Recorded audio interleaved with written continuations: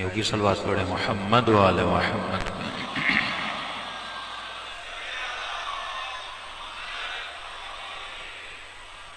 مسلسل عرض کر رہے ہیں کہ مکتب اہل بیت اور دوسرے مکاتب میں ایک بہت بڑا فرق ہے کہ اللہ نے انبیاء کی، اماموں کی ایک ڈیوٹی لگائی کہ وہ امتوں کی تربیت کریں۔ تربیت کرنے میں 3 وظائف رکھے۔ پہلا وظیفہ کہ ان کا تزکیہ کریں، پھر ان کو تعلیم دیں، آخری جو مرحلہ تھا وہ تھا ان کو صاحب حکمت بنائیں۔ اب کوئی انسان صاحب تقوی بنا لیکن صاحب حکمت نہ بنا، اس کا کوئی فائدہ نہیں ہے۔ کہ آپ نے تزکیہ کیا، متقی بن گئے کہ مولانا فلاں جھوٹ نہیں بولتا، غیبت نہیں کرتا، نماز بھی پڑھتا ہے، روزہ بھی رکھتا ہے، حج بھی کرتا ہے، لیکن اگر صاحب حکمت نہ ہو، صاحب بصیرت نہ ہو، تو وہ جنگ صفین میں علی کو چھوڑ کے لشکر امیر شام میں چلا جاتا ہے۔ اگر صاحب بصیرت نہ ہو تو جنگ جمل میں زبیر کی طرح امیر المومنین کے مقابلے میں کھڑا ہو جاتا ہے۔ اگر صاحب بصیرت نہ ہو تو خوارج کی طرح حافظ قرآن تو ہوگا، لیکن اسے یہ علم نہیں ہوگا کہ حق کیا ہے، باطل کیا ہے۔ تبھی آپ اپنے معاشرے کو دیکھیں یا اپنے دوران حاضر کے شیعہ سیاسی حالات کو دیکھیں کہ مثلا انقلاب اسلامی آتا ہے، کئی ایسے لوگ جو شروع میں امام خمینی کے ساتھ تھے، لیکن ایک وقت آتا ہے جو خمینی کو چھوڑ کے چلے جاتے ہیں۔ تو بصیرت جس بندے میں ہوتی ہے وہ راہ شناس ہوتا ہے، وہ دنیا کے فتنوں کو سمجھتا ہے، وہ مسائل کو سمجھتا ہے۔ اور جس زمانے میں ہم رہ رہے ہیں کہ یہ زمانہ پروپیگنڈے کا زمانہ ہے، مطلب ایک جھوٹ کو اتنا پھیلاؤ کہ لوگوں کو کیا لگنے لگے، سچ نہ لگنے لگے۔ کہ آج کوئی شیعہ سنتا ہے کہ شام کے منبروں پہ امیر المومنین کو سب کو شتم کیا جاتا تھا تو وہ تعجب کھاتا ہے کہ کیسے ممکن ہے کوئی داماد رسول پر سب کو شتم کرے۔ کہ عمر ابن عبدالعزیز کے زمانے میں سب امیر المومنین کو بند کرایا گیا، اور وہ بھی ایک استدلال کے ذریعے سے ایک غیر مسلم بادشاہ کی بیٹی کا رشتہ مانگتا ہے، اور بادشاہ کہتا ہے ہم مسلم ہوتے ہوئے ایک کافر کو بیٹی کیسے دے سکتے ہیں؟ پھر وہ ان کو کہتا ہے کہ آپ کے نبی نے جو کافر کو بیٹی دی، تو بادشاہ کہتا ہے کس کافر کو بیٹی دی؟ کہ وہی جو آپ کہتے ہو امیر المومنین کے لیے، علی بن ابی طالب کے لیے سب کو شتم کرتے ہو، علی کو دائرہ اسلام سے نکال دیتے ہو، تو جب آپ کا نبی دے سکتا ہے تو کیوں نہیں دے سکتا؟ کہتے ہیں اس دن کے بعد انہوں نے کہا کہ علی بن ابی طالب کے سب کو شتم کو کیا کیا جائے گا، بند کیا جائے گا۔ اور جب یہ حکم نامہ صادر ہوا تو بنو امیہ میں فریادیں بلند ہوئیں کہ واہ سنتا، ہماری سنتوں کو کیا ہوگا؟ کہ صدیوں سے جو ہم کام کر رہے ہیں، سالوں سے جو ہم کام کر رہے ہیں، اور آپ اس کام کو کیا کرا رہے ہو، بند کرا رہے ہو۔ سیم عین اسی طرح جب امیر المومنین نے نماز تراویح کی مخالفت کی تو آوازیں بلند ہوئی کہ واہ سنتا، پچھلوں کی سنت کا کیا ہوگا؟ اب معاشرے میں جب رد و بدل ہو گیا، جب پروپیگنڈا اتنی طاقت پکڑ گیا کہ لوگوں کو جھوٹ سچ لگنے لگے، ایسی ایسی حدیثیں رسول خدا کی طرف نسبت دی جائیں جن کو عقل سلیم ماننے کے لیے تیار نہ ہو، کہ ایک طرف ہر مسلمان کو موظف کیا جائے کہ آپ اپنی نماز میں سورہ حمد پڑھو گے، اگر حمد نہیں تو نماز نہیں، اور نماز حمد میں یہ دعا ضرور مانگو، اہدنا الصراط المستقیم، اے خدا مجھے صراط مستقیم دکھا یا چلا یا باقی رکھ، مطلب دعا ہے صراط مستقیم۔ پھر کن کا راستہ جو نعمت والے، ان کے راستے پہ نہ چلا جو گمراہ ہے، ان کے راستے پہ نہ چلا جن پہ تو غضبناک ہوتا ہے۔ اور دوسری طرف کہیں کہ رسول گرامی نے فرمایا کہ اگر حاکم یزید جیسا بھی آ جائے تو اس کے خلاف قیام نہیں کرنا۔ متعدد احادیث ہیں، سینکڑوں احادیث ہیں جن کو میں اردو میں ترجمہ کر کے آپ کو سنا رہا ہوں، کوئی بھی اہل سنت کا مفتی ان سے انکار نہیں کر سکتا کیونکہ اگر انکار کریں گے تو مدینے کے اصحاب کو کیسے بچائیں گے؟ انہی احادیث کو پڑھ کے مدینے والوں کو بچایا گیا کہ اگر حسین ابن علی نے قیام کیا اور انہوں نے قیام نہیں کیا تو انہوں نے نبی کی حدیثوں کی وجہ سے قیام نہیں کیا۔ کبھی کہتے ہیں رسول نے فرمایا وہ حبشی غلام ہو، کٹا ہوا کان ہو، کشمش جیسے بال ہو، فاسق ہو، فاجر ہو، اس کے خلاف قیام نہیں کر سکتے۔ پھر فرمایا ایسا مرتد ہو جو لوگوں کو دین سے ہٹا دے، اس کے خلاف بھی قیام نہیں کر سکتے۔ پھر کسی میں کہا کہ اتنا مرتد ہو یہاں تک کہ اس کے وجود میں شیطان رسوخ کر جائے، تم اس کے خلاف بھی قیام نہیں کر سکتے۔ اب ایک طرف قرآن کہہ رہا ہے دعا مانگ، اہدنا الصراط المستقیم، اے خدا مجھے صراط مستقیم دکھا، چلا جن پہ تو غضبناک، جو گمراہ، جو بد کردار، جو زانی، جو شرابی ہیں، پروردگارا ان کے راستے پہ نہ چلانا، مجھے دین کے راستے پہ چلانا، مجھے ہدایت کے راستے پہ چلانا، مجھے محمد رسول اللہ کے راستے پہ چلانا۔ دوسری طرف کہیں کہ اسی خدا کے رسول نے کہا ہے اگر کوئی لا دین آ جائے تجھے بے دین بھی بنا دے، اس کی مخالفت نہ کرنا۔ اب بتائیے، ایک طرف بے دینی پر عمل کرنے کا حکم، ایک طرف ہدایت کی دعا کرنے کا حکم، ایک طرف وہ دین اسلام جو ہم نے مسلمانوں کو بتایا انک علی خلق عظیم، کہ وہ حبیب جو اخلاق کی بلندیاں دکھانے کے لیے آیا، جس کے اخلاق سے مکے کے غریب انسپائر ہوئے، جو لوگوں کو ظلم سے دور کر رہے تھے، جو کہہ رہے تھے بیٹیوں کو زندہ دگور نہ کیا کرو، جو صفائی کا درس و طہارت کا درس دے رہے تھے، جو لوگوں کو جہالت سے نکال کر کتابت سکھا رہے تھے۔ ایک طرف اسلام کا یہ معیار کہ لوگ دوڑے دوڑے اسلام کی طرف آنے لگے، یدخلون فی دین اللہ افواجا، فوج در فوج لوگ اسلام کے اندر داخل ہو رہے تھے۔ کس چیز کی وجہ سے؟ اسلام کے اخلاق کی وجہ سے، اسلام کے کردار کی وجہ سے، اسلام کی رفتار کی وجہ سے، اسلام کی نظام عدالت کی وجہ سے جو رسول خدا نے بیان کیا۔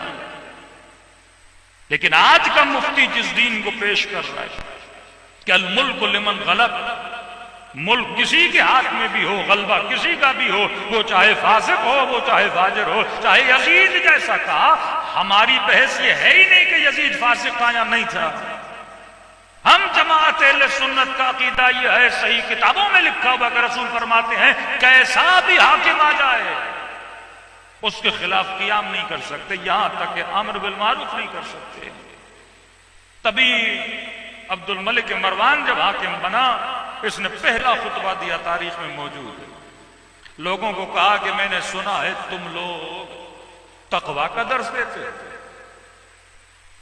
اور میں نے یہ دیکھا ہے کہ تم لوگوں کے اندر تقویٰ نہیں ہے اور ہمیں تقویٰ کا درس دے رہے ہیں، کہ آج کے بعد اگر مجھے کسی نے کہا کہ متقی بن جاؤ، میں اس کا سر دھڑ سے جدا کر دوں گا۔ علناً اسلامی حکومتوں میں امر بالمعروف پہ پابندی لگا دی گئی کہ آپ نماز پڑھتے ہو جا کے اپنے گھر میں پڑھو، روزہ رکھنا ہے رکھو، حج کرنا ہے کرو، لیکن کسی کو یہ نہ کہو کہ نمازی بنو۔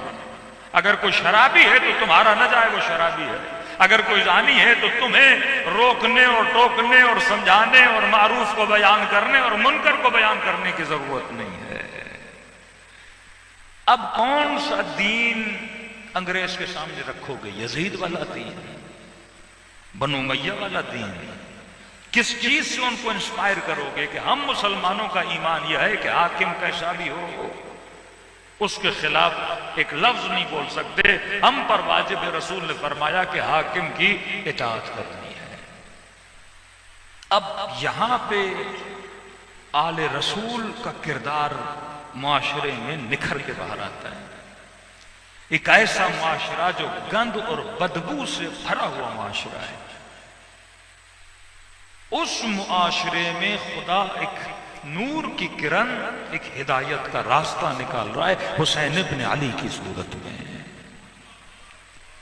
اب یہاں مفہوم حدیث سمجھ آتا ہے کہ ان الحسین مصباح الہدی وسفینۃ النجات، میرا حسین کشتی نجات ہے، چراغ ہدایت ہے، کشتی نجات ہے، کہ جب دیکھو گے سارے ڈوب رہے ہوں گے کلمے پڑھنے والے، کوئی یزید کی دوڑے دوڑے بیعت کرنے جائے گا، کوئی کسی فاسق کو امیر المومنین کہے گا، کیونکہ امت کا حاکم فیس آف دا نیشن ہوتا ہے۔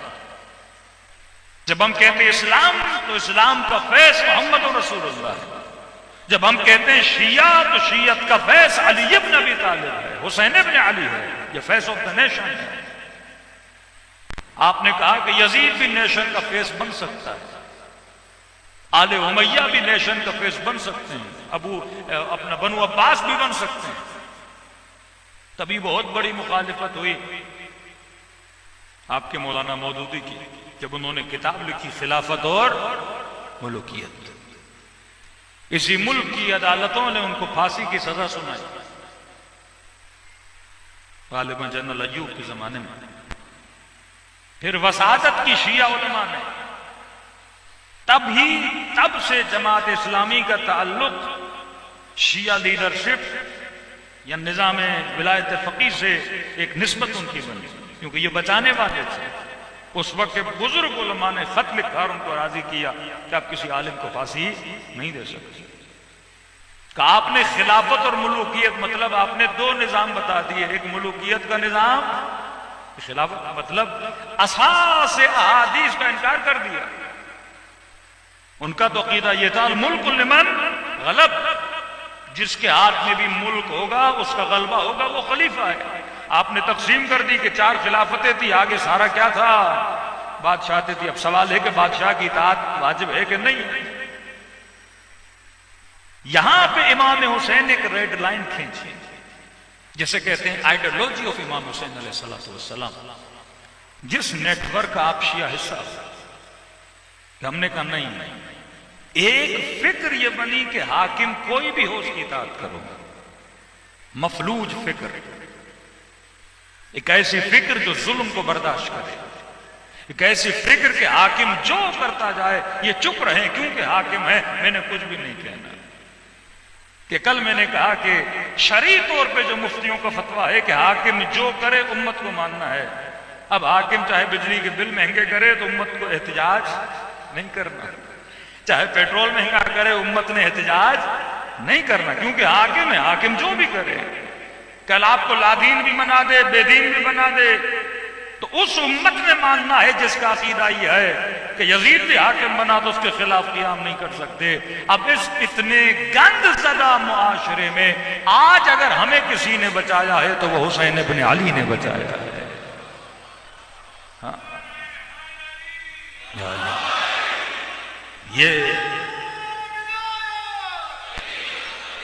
یہ نظام امیر، نظام ولایت جو اہل بیت دے کر گئے، اس نظام نے بتایا کہ باطل کے سامنے کس طرح کھڑا ہونا ہے۔ میں بارہا کہہ رہا ہوں، شیعت ایک نظام کا نام ہے۔ یہ مت سمجھیے کہ 4 لوگوں نے مجلسیں کرائی تو شیعہ پڑھ گئے، 4 مولویوں نے مجلسیں پڑھی تو شیعہ پڑھ گئے۔ شیعت ایک کمپلیٹ نیٹ ورک کا نام ہے، جس نیٹ ورک کی بنیاد رسول خدا نے رکھی، جس نیٹ ورک کو رسالت کے بعد امامت لے کر چلی۔ کہ خلاصتاً میں نے کل آپ کے سامنے نقشہ بیان کیا تھا کہ اس نیٹ ورک کو چلانے والے کون؟ اہل بیت اور قرآن۔ سمجھو ایک نیٹ ورک ہے، اس کے بیچ میں لکھو کہ اہل بیت اور قرآن یہ وہ ہیں جو اس نیٹ ورک کو چلاتے ہیں۔ یہ نیٹ ورک فیڈ کہاں سے لیتا ہے؟ ایک درخت ہے، وہ زمین سے فیڈنگ لے رہا ہے، تنومند ہو رہا ہے، طاقتور ہو رہا ہے۔ ہماری طاقت کی نشانی کیا ہے؟ جذابیت کیا ہے اس نیٹ ورک کی؟ کہ آپ ڈیلی سنتے ہو کہ لوگ شیعہ بن رہے ہیں، شیعہ بن رہے ہیں، اس مکتب میں آ رہے ہیں، انسپائر ہو رہے ہیں اس مکتب سے، پیغام امام حسین سے انسپائر ہو رہے ہیں، اربعین حسین سے انسپائر ہو رہے ہیں۔ کہ یہ عجیب قوم ہے کہ استعمار کے مقابلے میں کھڑی ہو جاتی ہے، امریکہ کے سامنے کھڑی ہو جاتی ہے، اسرائیل کے سامنے کھڑی ہو جاتی ہے، بڑے بڑے بادشاہ کانپ جاتے ہیں، لیکن ان کا چھوٹا چھوٹا بچہ کھڑے ہو کے ان کے منہ پہ بولتا ہے کہ تم ظالم ہو۔ یہ ہمت، یہ جذبہ، یہ شجاعت، یہ آئیڈیالوجی کہاں سے ملی؟ آئیڈیالوجی کربلا کی آئیڈیالوجی، کیونکہ یہ آئیڈیالوجی برادران اہل سنت کی تو نہیں ہو سکتی نا، کیونکہ وہاں یہ ہے الملک لمن غلب، جس کا قبضہ اس کے سامنے کھڑے نہیں ہو سکتے۔ لیکن میں نے کل بھی کہا اخوان المسلمین کو جیسے گرو اہل سنت سے نکلے جنہوں نے اس آئیڈیالوجی کو ریجیکٹ کیا اور امام حسین کی آئیڈیالوجی کو کیا کیا، فالو کیا، تو آج خدا نے ان کو بھی کیا دی ہے، عزت دی ہے نا۔ آج امت ان کے ساتھ ہمدردی رکھتی ہے، ایسے لوگ جو ظالموں کے خلاف آوازوں کو بلند کرتے ہیں۔ تو فرمایا اس نیٹ ورک کو چلانے والے اہل بیت اور قرآن ہے، لیکن یہ نیٹ ورک کے اہل بیت کا درخت فیڈنگ کہاں سے لے رہا ہے، اس کا بیس کیا ہے؟ تو کہا اس کا بیس ہے عقل اور فطرت۔ ہمارے یہاں جو بھی حکم ہوگا وہ خلاف عقل نہیں ہو سکتا۔ آپ کا فتویٰ، آپ کے فقہی مسائل، ماڈرن ترین فقہ اس وقت اگر ہے کہ کہتے ہیں کہ جس پہ کوئی پریکٹیکلی چل سکتا ہے وہ فقہ محمد اور آل محمد ہے۔ کہ میں نے کہا اپنا مفتی ہمدرد نے بہت پیارا سوال اٹھایا، جس کے سوال کی وجہ سے کئی پڑھے لکھے بچے امام جعفر صادق کی طرف آئے۔ صلی اللہ اللہم صلی اللہ۔ دیکھو نا، فکروں کو قفل لگ جائیں، یہ قفل کبھی کبھی کسی چھوٹی چابی سے کھل جاتے ہیں، تالا لگ جائے۔ انہوں نے کہا بھائی مثلا میں مسلمان ہوں، میں نے نماز پڑھنی ہے، اب میں پوچھنا چاہتا ہوں کہ رسول خدا نے نماز کیسے پڑھی؟ تو کہا کہ مجھے کس نے مجبور کیا کہ میں نماز کا مسئلہ پوچھنے کے لیے صرف چاروں کے پاس جاؤں؟ مثلا نماز پڑھنی ہے تو پوچھو امام ابو حنیفہ نماز رسول نے کیسے پڑھی؟ ایسے پڑھی۔ امام مالک کیسے پڑھی؟ ویسے پڑھی۔ امام شافعی کیسے پڑھی؟ ایسے پڑھی۔ امام حنبل کیسے پڑھی؟ ایسے پڑھی۔ کہا ہمیں کس نے روکا کہ ہم جعفر صادق کی طرف نہیں جا سکتے؟ یہ فکر کہاں سے آئی کہ بھائی چار مفتی بیٹھے ہیں، میں ان سے پوچھ سکتا ہوں کہ نماز کیسے پڑھی جا سکتی، لیکن فرزند رسول سے نہیں پوچھ سکتا؟ کہ یہ ہمیں کس نے روکا؟ مطلب شاگردوں سے پوچھ سکتے ہو لیکن استاد سے نہیں پوچھ سکتے، جن کے لیے کہا گیا لولا سنتان لہلک نعمان، اگر 2 سال نہ ہوتے تو ہم کیا ہو جاتے؟ ہلاک ہو جاتے۔ کہا یہ جو لائن کھینچی گئی یہ کس نے کھینچی ہے؟ یہاں پہ انسان کی فکر بیدار ہونا شروع ہو جاتی ہے۔ اہل بیت فرماتے ہیں آپ کا کام ہے ذہنوں میں سوالوں کو پیدا کرنا۔ انسان جب جستجو میں جاتا ہے پھر اللہ اسے حق کا راستہ خود بخود دکھا دیتا ہے۔ تو یہ جو نظام تھا، یہ جو نیٹ ورک ہے، اس کی جو فیڈنگ ہو رہی ہے وہ کہاں سے ہو رہی ہے؟ عقل اور حکمت چلانے والے اہل بیت اور قرآن، جہاں سے یہ فیڈنگ لے رہے ہیں عقل اور حکمت۔ وہاں پہ آپ دیکھو گے اشاعرہ نکلا ہے، جب یہ نکلا نا حاکم کوئی بھی ہو تو اس کی اطاعت کرو، پھر گرو بنا اشاعرہ جو عقیدہ جبر کے قائل تھے، مطلب کائنات میں جو کچھ ہو رہا ہے وہ اللہ کرا رہا ہے، اگر میں گناہ بھی کر رہا ہوں اللہ مجھ سے کرا رہا ہے، اگر میں نماز بھی پڑھ رہا ہوں اللہ مجھ سے کرا رہا ہے۔ یہ وہی تھے جن کا عقیدہ تھا اگر رسول خدا معصوم ہیں تو رسول کا کمال کیا ہے؟ اللہ کرا رہا ہے۔ اللہ کی مرضی تھی، کسی جوان کو پسند کیا، کہا اسے میں آج نبی بناتا ہوں، کسی کو پسند کیا، کہا میں اسے امام بناتا ہوں، کہا اس میں اس جناب کا کوئی کمال نہیں ہے، یہ سارا کمال کس کا ہے؟ اللہ کا کمال ہے۔ اور کہا یزید جو کر رہا تھا اللہ کو علم تھا، لہذا کائنات میں جو کچھ ہو رہا ہے وہ اللہ کر رہا ہے، تو ہم اللہ کی مرضی کے خلاف اٹھ نہیں سکتے۔ یہاں پہ پھر امام محمد باقر میدان میں آتے ہیں۔ صلوات پڑھیں مولا کی شان پر۔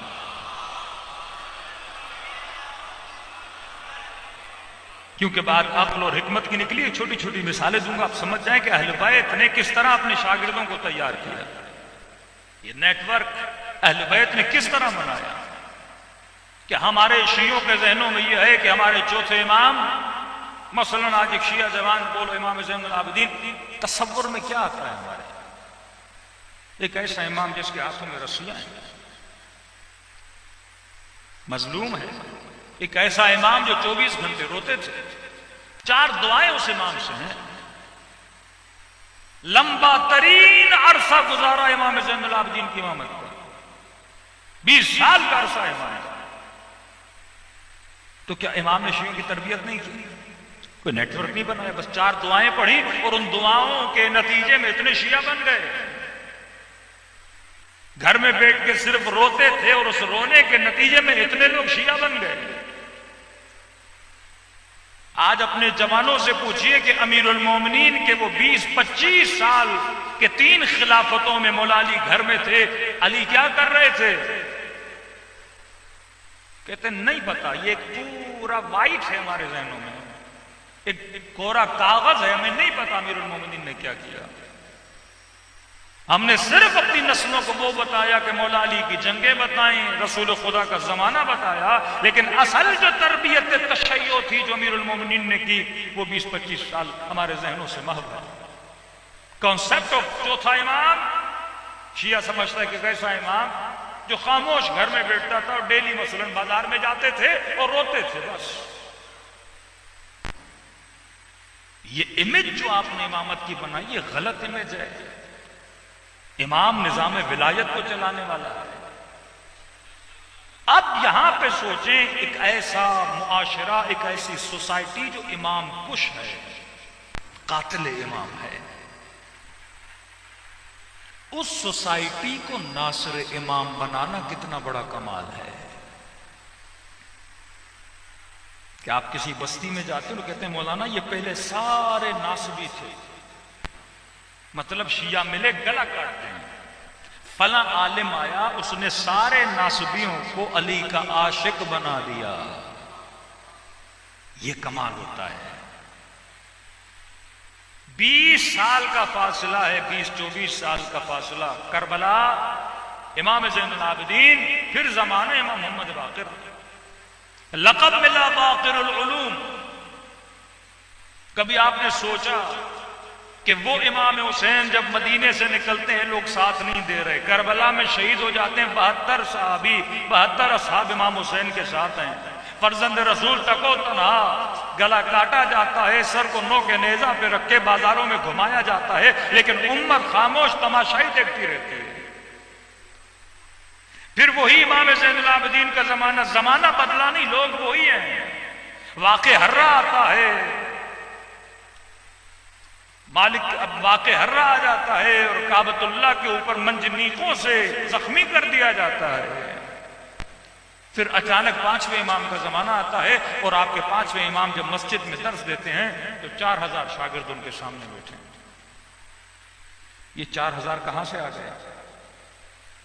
ایک طرف اہل بیت کی نفرت، ایک طرف اہل بیت کا ساتھ نہ دینا، پھر اچانک ایک امام درس دیتا ہے، 4000 لوگ آ جائیں۔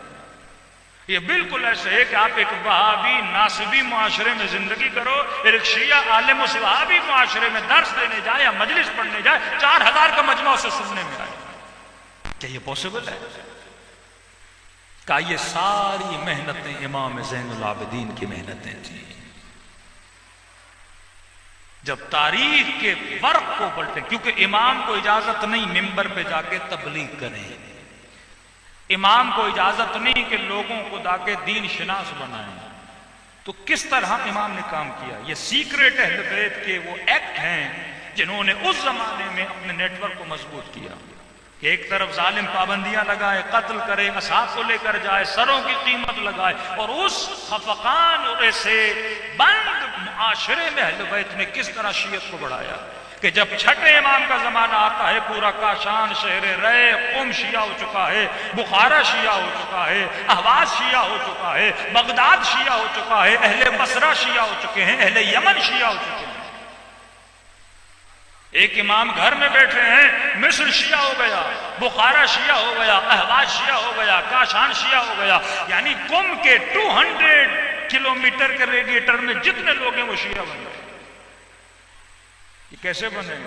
جبکہ امام نے حواس کا سفر نہیں کیا، بخارا کا سفر نہیں کیا، قم کا سفر نہیں کیا، وہاں شیعہ بن گئے۔ ہم سمجھ رہے ہیں کہ اہل بیت بیٹھے ہوئے تھے، نہیں میرے عزیز، وہ کام کر رہے تھے۔ وہ کام تاریخ میں نظر اس لیے نہیں آتا کیونکہ اگر نظر آ جاتا تو دشمن بھی اہل بیت کو روک لیتا۔ کیا کیا آپ کے امام زین العابدین نے؟ مدینے میں جو افراد تھے وہ پہلے سے سنگ دل ہو چکے تھے کیونکہ جب ایک امام کو قتل کر دیا گیا یہ خاموش تماشائی دیکھتے رہے تو کیا بن گئے؟ قسی القلب۔ واقع ہررا پیش آیا، امت بیٹھی رہی، 3 دن کے لیے مدینے کو حلال کر دیا گیا کہ کئی حرام زادے شہر میں پیدا ہو گئے، امت دیکھتی رہی۔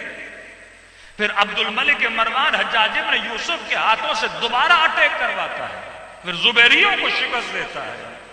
اس زمانے میں بھی امت دیکھتی رہی، 2 مرتبہ سرزمین مقدس پہ حملہ ہوا ہے۔ اب مولا اس معاشرے کو کیسے سدھاریں گے؟ یعنی یہ بالکل ایسے ہے کہ امام حسین لشکر یزید کے مقابلے میں کھڑے ہیں اور مولا تبلیغ کر رہے ہیں لیکن ان پہ اثر نہیں ہو رہا کیونکہ دل سخت ہیں۔ پھر مولا فرماتے ہیں مُلِئَتْ بُطُونُكُم مِّنَ الْحَرَامِ، کیونکہ تم نے حرام زیادہ کھایا ہے، تبھی حسین کے کلام کو تمہارے اوپر کیا نہیں ہو رہا؟ اثر نہیں ہو رہا۔ اب امام زین العابدین کس پہ تبلیغ کریں جبکہ سارے دل سنگ ہیں، پتھر ہیں؟ کیا کیا امام زین العابدین نے؟ کہتے ہیں مولا کے زمانے میں اسلامی باؤنڈریز بہت زیادہ بڑھ چکی تھی، بارڈرز، روم تک اسلام پھیل چکا ہے، ایرانی مسلمان ہو چکے ہیں، بڑی بڑے امپائرز میں اسلام پھیلتا جا رہا ہے۔ جب یہ ملکوں کو فتح کرتے تھے وہاں سے سینکڑوں کی تعداد میں غلاموں کو لے کر مدینے میں خرید و فروخت کرتے تھے۔ تو کہتے ہیں موالی لوگ، موالیان، یہ وہ لوگ جو غلام تھے، نئے مسلمان، لیکن ابھی تک یہ اتنا اسلام کو جانتے نہیں ہیں۔ ابھی تک امیر شام نے ان کے دلوں میں بغض علی اتنا بھرا ہوا نہیں ہے، ان کے ظروف خالی تھے۔ پہلے امام ہے تاریخ امامت میں جس نے سب سے زیادہ غلام خریدے، تاریخ لکھتی ہے 20,000 کے قریب غلام خریدے امام زین العابدین، جبکہ گھر میں 4 نوکروں کی ضرورت تو 400 خرید کے لا رہے ہیں، زمین پہ 10 ورکر کی ضرورت تو 100 ورکر لے کر آ رہے ہیں۔ اور تاریخ لکھتی ہے کسی بھی غلام کو 1 سال سے زیادہ امام زین العابدین نے نہیں رکھا، 1 سال سے زیادہ نہیں رکھا۔ 1 سال گھر میں لاتے تھے پھر آزاد کرتے تھے۔ 2 کام کیے، ایک تو غلاموں کو خرید کے ان کی تربیت کی، ان کو معاشرے میں چھوڑا تاکہ یہ آگے بڑھیں اور مکتب کے سپاہی بنیں۔ دوسرا، عرب کے معاشرے میں بہت بڑا کاروبار تھا غلام کے خریدنے اور بیچنے کا، جو اس کام کو اسلام نے پسند نہیں کیا، لیکن اسلام نے جلدی ختم بھی نہیں کیا۔ اس کا ریزن میں اس طرح بتاؤں، مثلا آپ کی 70% جو یوتھ ہے اگر یوٹیوب کو استعمال کرے اور اس کی انکم یوٹیوب سے ہونے لگے اور حکومت آ کے یوٹیوب پہ پابندی لگائے تو سارے لوگ باہر آئیں گے نا نکل کے، کیونکہ ان کے گھر کا کچن کس سے چلتا ہے؟ یوٹیوب سے۔ لوگوں کا کچن چلتا تھا غلام کے خریدنے اور بیچنے سے۔ اچانک اگر دین اس کو ختم کر دیتا تو ایک معاشرے میں بڑی بے روزگاری کا فقدان پیدا ہو جاتا۔ تو امام نے یہ بھی ختم کرنا تھا، تو امام نے کیا کیا؟ سب سے زیادہ غلام خریدے، خریدنے کے بعد بیچے نہیں، آزاد کیے۔ کہ لوگ اعتراض کرتے تھے علی ابن الحسین ہمارا کاروبار تباہ ہو رہا ہے، یہ چیز لوگوں میں گھومے، ایک نے پلاٹ خریدا، دوسرے کو بیچا، اس نے تیسرے کو بیچا، تو کہا سنبھالی۔ کئی ایسے غلام ہیں مولا کے جنہوں نے 70,000 حدیثوں کے ناقل ہیں، تربیت دیتے تھے۔ اب معاشرے میں فرد سازی کرنی ہوتی ہے، خریدا، ان کی تربیت دی، ان کو آزاد کیا، پھر یہ 4-4 ہزار بنے، چوتھے امام 5ویں امام کے شاگرد بنے، پھر چھٹے امام کے زمانے میں 8-8 ہزار کے شاگرد بنے۔ میں نے کہا یہ مکتب کیا تھا؟ عقل اور فطرت کا مکتب تھا۔ انہیں عقل مند بناتے تھے، حکیم بناتے تھے۔ کسی کو بصرہ بھیج دیا، کسی کو اہواز بھیج دیا، کسی کو قم بھیج دیا، مختلف دنیا و ادوار میں اہل بیت نے اپنے شاگردوں کو پھیلا دیا، اور یہ جہاں جہاں گئے انہوں نے محبت اہل بیت کو بکھیر دیا۔ صلوات پڑھے محمد و آل محمد۔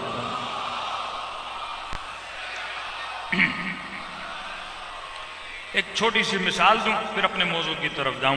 میں نے کہا اس نیٹ ورک کو چلانے والے اہل بیت اور قرآن، یہ نیٹ ورک جہاں سے فیڈنگ لے رہا ہے وہ عقل اور فطرت۔ عقل کا مطلب مثلا لوگ آتے تھے اس زمانے میں، ایک علمی بحثیں چل پڑی، مطلب حکومت نے آزادی تھوڑی کی اور لوگوں نے مسجدوں میں مدارس میں بحث شروع ہو جاتی تھی، مطلب قرآن کی آیت پڑھتے تھے ان اللہ علی کل شیء قدیر، ترجمہ اللہ ہر شے پر قادر ہے، پھر کہتے تھے کیا خدا اونٹ کی قطار کو سوئی کے سوراخ سے گزار سکتا ہے؟ اب حافظان قرآن ایسے مسلمان جو یہ کہیں کہ حاکم کیسا بھی ہو اس کی اطاعت کیا ہے؟ واجب ہے، تو کہتے تھے بھائی اللہ کی مرضی، اللہ اونٹ کی قطار کو سوئی کے سوراخ، اب ان کی سمجھ میں نہیں آتا تھا اتنا بڑا اونٹ اتنے چھوٹے سوراخ سے کیسے گزرے، لیکن کہتے تھے ہو جائے گا، جب یزید حاکم بن گیا تو اونٹ کا کیا ہے بھائی، اونٹ بھی قطار سے گزر جائے گا۔ پھر کہتے تھے، یہ سوال ہوتے تھے، پھر کہتے تھے کیا خدا دنیا کو انڈے کے اندر ڈال سکتا ہے؟ پھر بڑے بڑے مفتی بحث کرتے تھے، قرآن کی آیت، قرآن کی آیت، قرآن، ہاں بھائی اللہ تو ہر شے پہ کیا ہے؟ قادر ہے۔ اب لوگ جب یہ سنتے تھے فطرت نہیں مانتی تھی، اللہ نے جو اندر سافٹ ویئر رکھا ہوا ہے نا انسان کے، اگر اس سے وائرس ہٹ جائے نا تو سارے کے سارے مکتب علی کے نوکر بن جائے گا۔ یہ مکتب علم کا مکتب ہے، یہ مکتب عقل کا مکتب ہے۔ پھر آتے تھے پانچویں امام، چھٹے امام کے پاس، کہا فرزند رسول آپ بتائیے، کہا کلم الناس بقدر عقولہم، معصوم ہر کسی کو اپنے حساب سے بھی جواب دیتے تھے۔ کہتے ہیں ایک شخص آیا امام کے پاس، مولا قرآن کی آیت ہے اللہ ہر شے پہ قادر ہے، کیا خدا کائنات کو انڈے میں ڈال سکتا ہے؟ امام نے فرمایا ہاں کر سکتا ہے۔ کہ دلیل دیجیے۔ امام نے فرمایا تمہاری آنکھ انڈے سے بھی چھوٹی ہے، لیکن تم اتنی کائنات کو دیکھ رہے ہو، گویا کائنات تیری آنکھ میں ہے کہ نہیں؟ بڑا مطمئن ہوا کہ ایسی دلیل تو کسی مولوی نے نہیں دی، مطمئن ہو کے چلا گیا۔ بصرے سے ایک امام کا شاگرد آیا، یعنی یہ عام آدمی تھا، ایک امام کا شاگرد خاص، جن کو مولا حکمت بھی سکھاتے تھے، جن کو تیار بھی کرتے تھے۔ کہنے لگا فرزند رسول، لوگ پوچھ رہے ہیں کیا خدا کائنات کو انڈے میں ڈال سکتا ہے؟ امام نے فرمایا اللہ کی قدرت محالات پہ نہیں چلتی، محال کہتے ہیں امپاسبل، اللہ کی قدرت محال پہ نہیں چلتی، امپاسبل پہ نہیں چلتی۔ اب یہ صحابی کہتا ہے میں دیکھ رہا ہوں پہلے والے کو اللہ کر سکتا ہے اور مثال دی آنکھ کی، اس کو امام نے یہ نہیں بولا، امام نے کہا یہ امر محال ہے اور محالات پہ اللہ کی قدرت نہیں چلتی۔ اس نے کہا مولا کیسے؟ امام نے فرمایا خدا نے انڈے کو چھوٹا بنایا ہے، کائنات کو بڑا بنایا ہے، اور اس کو چھوٹا بنا کے کمزور بنایا ہے، اور اسے بڑا بنا کے طاقتور بنایا ہے۔ جب خدا نے اس کو کمزور بنایا اور اسے طاقتور بنایا، خدا اپنے قانون کو کبھی توڑتا نہیں۔ اللہ کا فیصلہ ہے یہ بڑا رہے اور یہ چھوٹا رہے، کہ اس صورت میں خدا کر سکتا ہے کہ مثلا دنیا کو چھوٹا کرے پھر انڈے میں ڈالے، یا انڈے کو بڑا کرے دنیا سے زیادہ، تب ہو سکتا ہے، لیکن ایک چھوٹی چیز میں بڑی چیز جا نہیں سکتی، کیونکہ بڑا بھی خدا نے بنایا، چھوٹا بھی خدا نے بنایا۔ تو یہ امر محال ہے، محال کو خدا نے محال بنایا، اور خدا کبھی بھی اپنے قانون کی خلاف ورزی نہیں کرتا۔ مطمئن ہوا، شکر ادا کیا، پھر عراق کی طرف روانہ ہوا۔ صحابی نے کہا مولا اسے کہا ہو سکتا ہے، اسے کہا نہیں ہو سکتا۔ کہا وہ عام تھا، یہ میرا شیعہ تھا۔ اگر میں اسے یہ کہتا کہ تم آنکھوں سے کائنات کو دیکھ رہے ہو تو لہذا کائنات آنکھوں میں چلی گئی۔ امام نے کہا یہ سادہ نہیں تھا، یہ میرا شاگرد تھا، پھر یہ مجھے کہتا کہ مولا کائنات آنکھ میں نہیں گئی، کائنات کا فوٹو آنکھ میں گیا ہے۔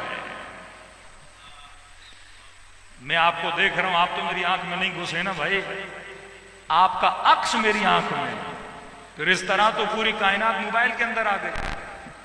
موبائل میں عکس جاتا ہے اور کوئی چیز نہیں جاتی. امام نے کہا یہ پڑھا لکھا تھا، اگر میں کہتا عکس چلا جائے گا تو امام نے اپنے شیعوں کو کیا بنایا؟ بابصیر بنایا. یہ مکتب عقل کا اور مکتب حکمت کا. صلوات پڑھے محمد و آل محمد پر.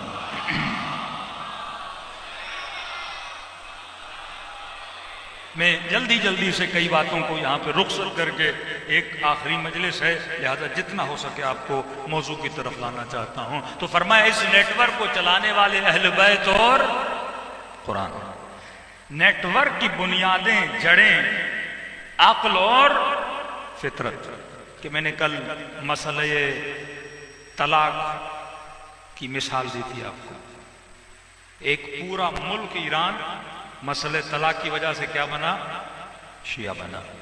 کہ ان کے یہاں غصے میں بھی طلاق ہو جائے، نشے میں بھی طلاق ہو جائے، اور 10 بار بولے تو 10 کی 10 ایک ساتھ ہو جائیں.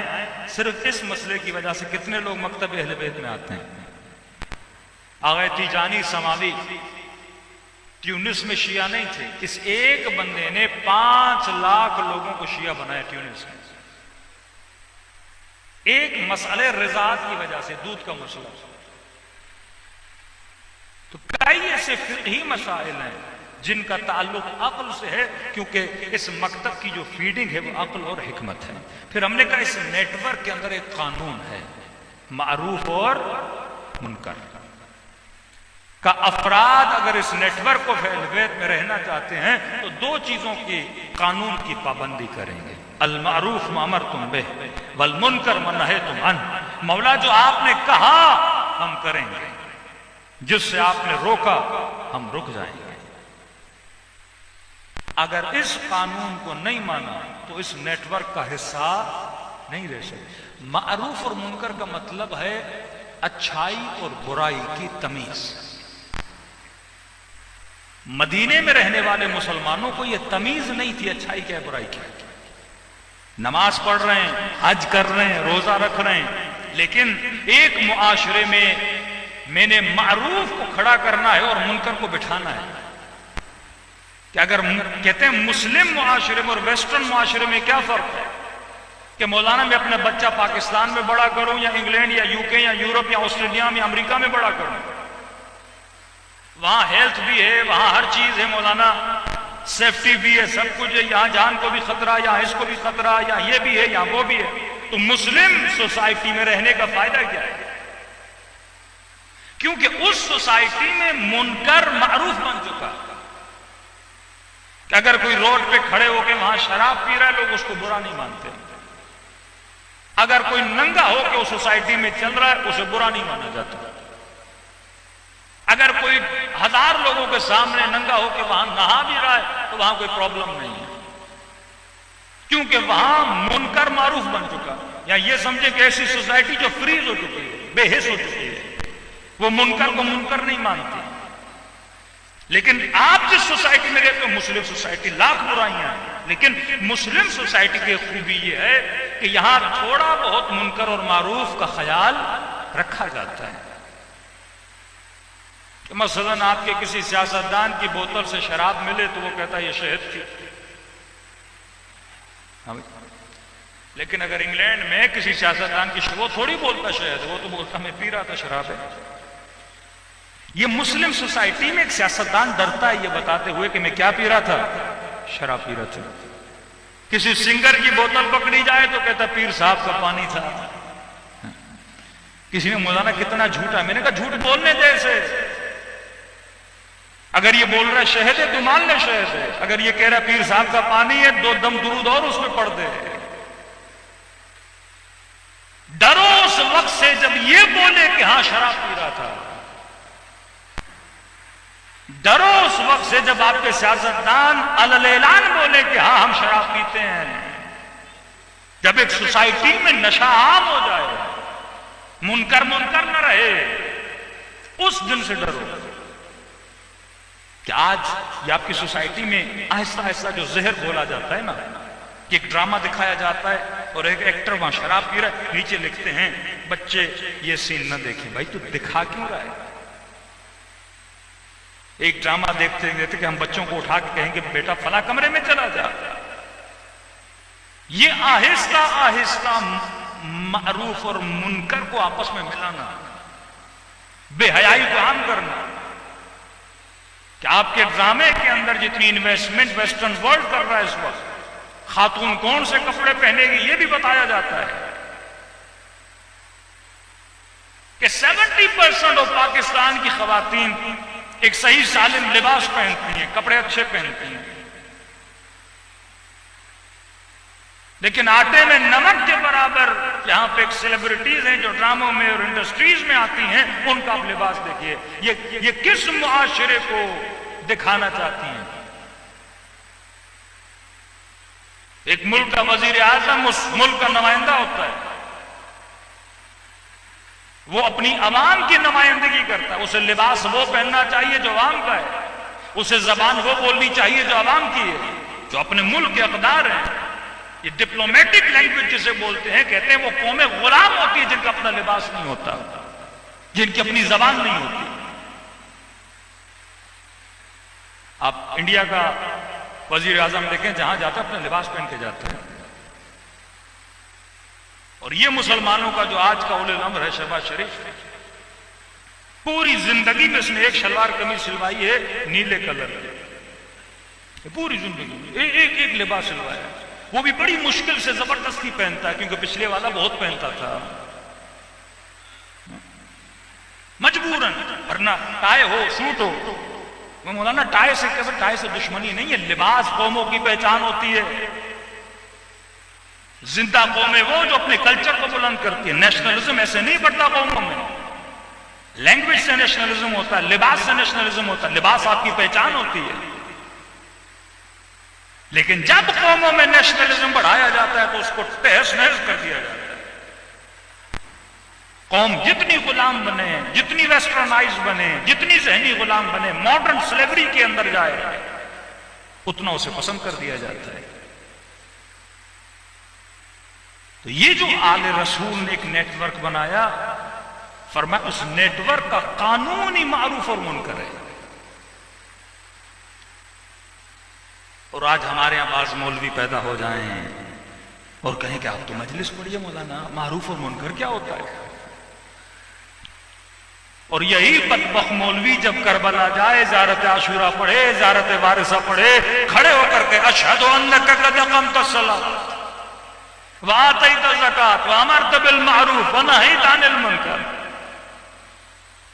ارے ولید ابن عقبہ، ان حاکموں نے جب امام حسین کو بلایا تو کیا جملے تھے امام حسین کے کہ یہ فاسق ہے، یہ فاجر ہے، یہ نفس محرمہ کا قاتل ہے، مثل لا یبایع مثل یزید، مجھ جیسا یزید جیسی کی بیعت نہیں کرے گا، یہ امر بالمعروف نہیں تو کیا ہے؟ جب یہ کہیں منعت بطونکم من الحرام، تمہاری شکم ہے، یہ معروف نہیں ہے اور منکر نہیں ہے تو کیا ہے؟ امام کا کام ہی اچھائیوں کو بلند کرنا ہے اور برائیوں کو دکھانا ہے تاکہ نسلوں کو پتا چلے کہ برائی کیا ہے، اچھائی کیا ہے۔ آج شیعہ سوسائٹی کم از کم اس معاملے میں خوش نصیب ہے کہ ہم بتا سکتے ہیں کہ تاریخ اسلام کے کون سی شخصیات بری تھی اور کون سی اچھی تھیں۔ ہمیں آج یہ محبت، ہماری محبتیں کنفیوز نہیں ہیں، ہمیں پتا ہے کہ محبت کس سے کرنی ہے، نفرت کس سے کرنی ہے، لیکن آپ دوسرے یہاں جائیں، وہ ان کی نسلوں کو انہوں نے کنفیوز کر دیا ہے کہ یزید ظالم ہے لیکن لعنت نہیں بیچ سکتے، فلاں باطل پر ہے لیکن برا نہیں کہہ سکتے، فلاں قاتل ہے لیکن رضی اللہ بھی ہے، 2 رکعت کو 4 کیا لیکن پھر بھی رضی اللہ ہے، دین کو تباہ کیا لیکن پھر بھی جنت میں جائے گا۔ تو یہ کنفیوز نسلیں، امام حسین نے سب کو کنفیوژن سے نکال دیا۔ رسول نے شیعوں کو یہ کہہ کر کہ علی حق کے ساتھ ہے، حق علی کے ساتھ ہے، جہاں علی کھڑے ہوں گے وہاں حق ہوگا، کہیں اور دیکھنے کی ضرورت ہی نہیں ہے۔ ہاں؟ حسین کشتی نجات ہے، سوار ہو جانا باقی سارے ڈوب جائیں گے۔ یہ کنفیوژن، یہ کنفیوژن جو اہل بیت علیہ الصلوۃ والسلام نے دور کیا، تو اس قانون کا خیال رکھیے گا۔ جس طرح وہابیوں کے خدا کو بڑا خطرہ ہوتا ہے، یا علی مدد کو ہو تو اللہ خطرے میں آ جاتا ہے، کسی قبر پہ جاؤ اللہ خطرے میں آ جاتا ہے، کسی مزار پہ جاؤ اللہ خطرے میں آ جاتا ہے. تو وہاں بھی 24 گھنٹہ ڈرتے رہتے ہیں کیونکہ ان کے اللہ کو کیا ہوتا ہے؟ خطرہ ہوتا ہے. آج ہمارے شیعوں کے اندر ایک ایسا گرو جن میں مولوی بھی شامل ہے پیدا ہو گئے جن کے امام حسین کو بہت خطرہ ہے کہ کسی مرجع کا نام بھی نہ لو، فلسطین کا نام بھی نہ لو، آج کے مظلوموں کا نام بھی نہ لو، بس کربلا پڑھو.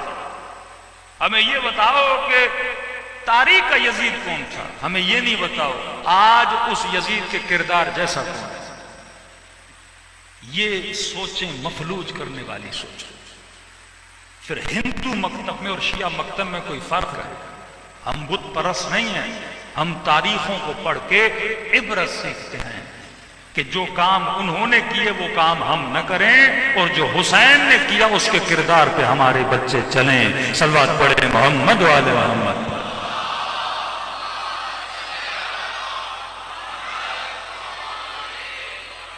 آپ دوسرے مکاتب میں جائیں گے، مندروں میں جاتے ہیں، چڑھاوے کرتے ہیں، پیسے خرچ کرتے ہیں، سب کچھ، لیکن عبرت کیا لیتے ہیں؟ وہ کوئی کانسیپٹ نہیں، کوئی آئیڈیالوجی نہیں. آپ کا علم مقدس اس لیے ہے کیونکہ علم کے پیچھے کیا ہے؟ آئیڈیالوجی ہے. ورنہ لاکھ طواف خانہ خدا کرو پھر وہی ہوگا کہ 4 دیواری پتھروں کی بنی ہوئی ہے، 7 چکر لگا کے آ جاتے ہو. اس کے پیچھے سوچ ہے، فکر ہے، حکمت ہے کہ جاؤ حج پہ. اعمال حج ہے کہ شیطان کو کم کرنا، اور اس حکمت کا ستیہ ناش ہو جاتا ہے جب رانا ثناء اللہ جا کے پتھر مارتا ہے. کہ بندہ سوچے تو صحیح، بھائی میں پتھر مارنے آیا ہوں. سعی صفا و مروہ، جناب ہاجرہ کا دوڑنا، کیوں دوڑ رہے ہو؟ وہ بی بی کیوں دوڑی؟ اس سرزمین پہ حضرت ابراہیم نے کتنی بڑی قربانی دی، کیوں دی؟ ہدف زندگی، مقصد زندگی. یہ کسی طرح کربلا جائے اور واپس آ جائے. اور یہاں اگر کہے کہ مولانا اربعین میں کھانے بڑے اچھے تھے، جوس بڑے اچھے تھے، کباب بڑے اچھے تھے، مچھلیاں بڑی اچھی تھیں. بھائی جب پیدل چل رہے تھے تو امام زین العابدین کا چلنے کو محسوس کر رہے تھے. جب پاؤں میں چھالے پڑ رہے تھے تو محسوس کر رہے تھے کوئی امام تھا جو چلا. جب شدت پیاس سے لوگ بار بار آپ کے لیے پانی لے کر آ رہے تھے تو کبھی سوچ رہے تھے 4 سالہ بچی تھی جو پانی مانگ رہی تھی، کوئی پلانے والا نہیں تھا. کتنا مشکل ہے اس راستے پہ چلنا، بغیر پانی کے، بغیر کھانوں کے، ماؤں بہنوں کے ساتھ. کس لیے چلے؟ نماز بچی ہوئی تھی امام حسین کی، روزہ بچا ہوا تھا، ماؤں بہنوں کی چادریں گھروں کے اندر محفوظ تھیں، لیکن کیوں نکلے؟ اصلاح امت جدی کا دین کا مطلب ہے معاشرے کو بنانا. دین کا مطلب ہے ایک نیٹ ورک بنانا، لوگوں کے لیے رول ماڈل بنانا. سوسائٹیز اگر مردہ ہو جائیں تو ان کی نمازوں کا کوئی فائدہ نہیں ہے. حاکم سوتا رہے اور 40,000 کے قریب مسلمانوں کو مارا جائے، عورتوں کی عزتوں پہ ہاتھ ڈالا جائے، اور یہ خاموش تماشا ہی دیکھا رہے. یہ وہی امت ہے جو حسین کے قتل کو دیکھتی رہی. فرمایا اب اس میدان کارزار میں تو کہاں پہ کھڑا ہے؟ تو اس نیٹ ورک کا حصہ تبھی بنو گے جب معروف اور منکر، معروف اچھائی، منکر برائی، جب معاشروں میں اچھائی اور برائی کی تمیز ختم ہو جائے. ہدف یہ ہے کہ مجھے کرسی ملے، اب 20 کروڑ دے کے ملے، دھاندلی سے ملے، ظلم سے ملے، مقصد کرسی. مطلب اچھائی اور برائی کی تمیز کیا ہو گئی؟ آپ امیجن نہیں کر سکتے ویسٹرن سوسائٹی میں جو پاکستان میں ہوتا ہے، امیجن نہیں کر سکتے، آپ سوچ نہیں سکتے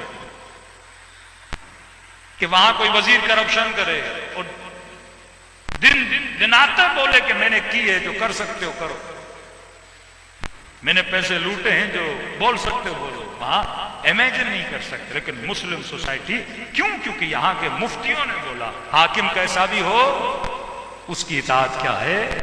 واجب ہے.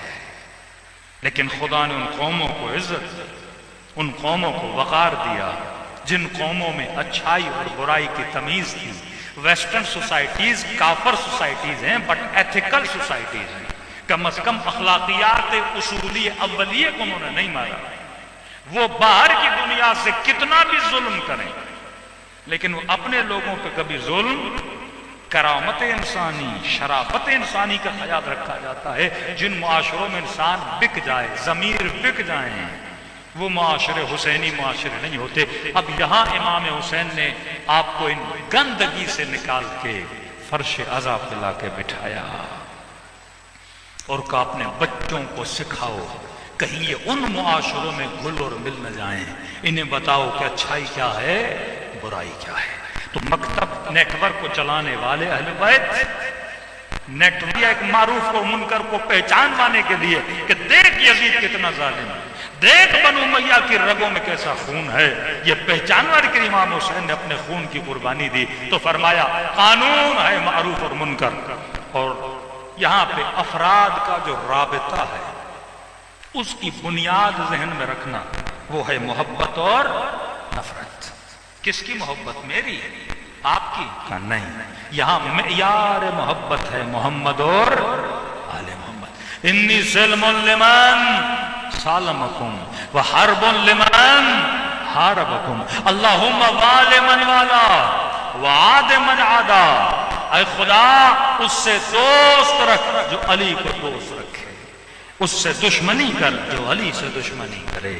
کہا لحمہ لحمی و دم کا دمی، تیرا گوشت میرا گوشت، تیرا خون میرا خون. کہا فاطمہ بضعۃ منی، میرے جگر کا ٹکڑا ہے، جس نے اس نے غضبناک کیا اس نے مجھے غضبناک کیا. کہ جس نے علی سے نفرت کی گویا اس نے مجھ سے نفرت کی. اب ایک ہی ترجمہ اگر ساری امت کا جو ترجمہ ہے اسے بھی لے لیا جائے کہ من کنت مولا فہذا علی مولا، جس کا میں دوست اس کے علی دوست. اس ترجمے کو ہم ایکسپٹ کر دیتے ہیں نا کہ جس کا میں دوست اس کا علی دوست. مطلب محبت کا معیار کون بنا؟ علی بنا. حبہ جنہ، علی کی محبت جنت کی کنجی کا نام ہے. تو فرمایا افراد کے ربط کا تعلق ہے محبت محمد اور آل محمد. مومن کا دل دھڑکنا چاہیے دوسرے مومن کے لیے کیونکہ اس کے دل میں حسین کی محبت ہے. جب تک افراد کا تعلق محبت نہیں ہوگا، آپ کسی سے محبت کرو کیونکہ پیسے والا ہے، کسی سے محبت کرو بڑے عہدے والا ہے، کسی سے محبت کرو کیونکہ امیر ہے، کسی سے محبت کرو کیونکہ رشتہ دار ہے، کسی سے محبت کرو کیونکہ آپ کے ساتھ احسان کیا کر. نہیں، محبت اس لیے کرو کیونکہ اس کے دل میں علی کی محبت ہے. اور فرمائے کسی سے نفرت نہ کرنا، بس اس سے کرنا جس کے دل میں بغض محمد اور آل محمد ہے. یہ انی سلم لمن سالمکم وحرب لمن حاربکم، یہ بنیاد محبت اور نفرت ہے. تبھی جب آپ 40 پہ جاتے ہو، میں نے کہا نہ رنگ نہ نسل نہ قوم، لوگوں کی پہچان کیا ہے وہاں پہ؟ حسینی. وہاں کوئی یہ نہیں کہتا میں پاکستانی ہوں، یہ کوئی نہیں کہتا میں ایرانی ہوں، وہاں سب کہتے ہیں ہم کیا ہیں؟ حسینی ہیں. جب کالا لباس پہنتے ہو ایک رنگ میں ڈھل جاتے ہو، جب نعرہ حیدری مارتے ہو تو یا علی کہتے ہوئے ایک رنگ میں ڈھل جاتے ہو. محبت میں آپ کے ساتھ کئی لوگ مل کے ایک ہو جائیں گے، لیکن جب نفرت کی باری ہوگی نا شیعہ الگ ہو جائیں گے. سارے بولیں گے ہم بھی علی سے محبت کرتے ہیں، دیوبند بھی آ جائیں گے، اہل حدیث بھی آ جائیں گے، بریلوی بھی آ جائیں گے کہ ہاں ہمیں بھی علی سے محبت ہے، آؤ سب مل کے ذکر علی کرتے ہیں. لیکن جب بولو گے نفرت میں اکٹھے ہو جاؤ، جو علی کا دشمن اس سے نفرت کر کہ نہیں، یہاں ہم آپ سے جدا ہو جاتے ہیں. اس نیٹ ورک میں یہاں آپ کو اہل بیت کیا کر دیتے ہیں؟ خالص کر دیتے ہیں کہ اگر علی سے محبت ہے تو علی کے دشمن سے محبت نہیں ہو سکتی. اگر زہرا سے محبت ہے تو زہرا کے دشمن سے محبت نہیں ہو سکتی. اگر حسین سے محبت ہے تو یزید سے کبھی محبت نہیں ہو سکتی. یہاں یا سلام ہے یا لعنت ہے. سلام ہوگا تو حسین پر اور لعنت ہوگی تو یزید پر. صلوات پڑھے محمد و آل محمد.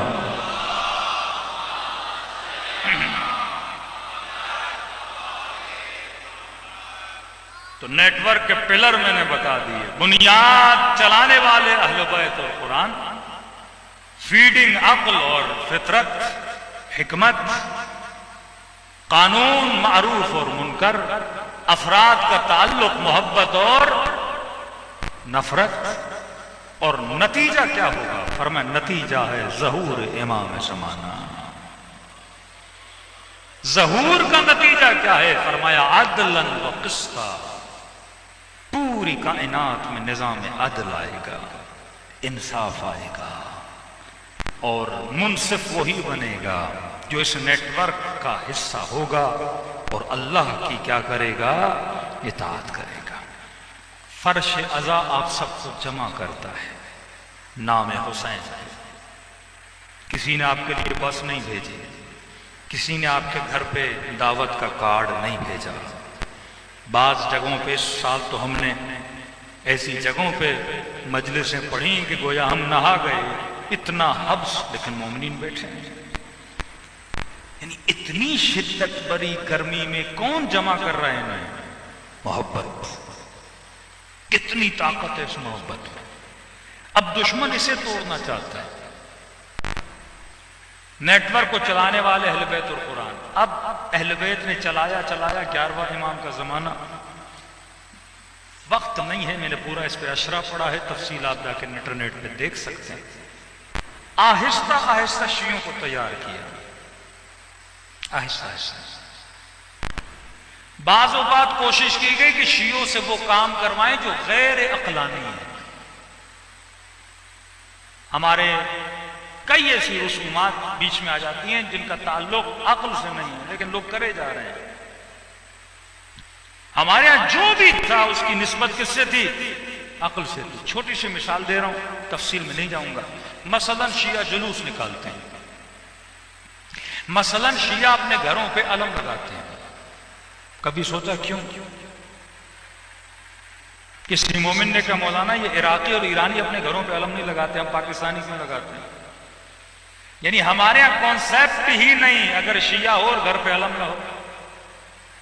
ایسا ہے کہ نہیں؟ یہاں جتنے بیٹھے ہیں گھروں پہ علم ہے کہ نہیں؟ ہر گھر میں علم ہوتا ہے، چلو باہر نہیں تو گھر کے اندر علم تو ہوتا ہی ہوتا ہے۔ تو میں نے کہا یہ مکتب حکمت کا مکتب ہے، علم کیوں لگاتے ہیں؟ میں نے کہا عراقی اکثریت میں شیعہ، ایرانی اکثریت میں ہیں شیعہ۔ مثلا مشہد میں کسی کو بتانے کی ضرورت نہیں میں شیعہ ہوں، نجف میں کسی کو بتانے کی ضرورت نہیں کہ جناب الحمدللہ ہم بھی مومن ہیں۔ یہ ہمارے یہاں اصطلاح ہے نا، کوئی آ جاتا ہے کہتے ہیں مولانا یہ مومن بھائی ہے، یہ مسلمان بھائی ہے۔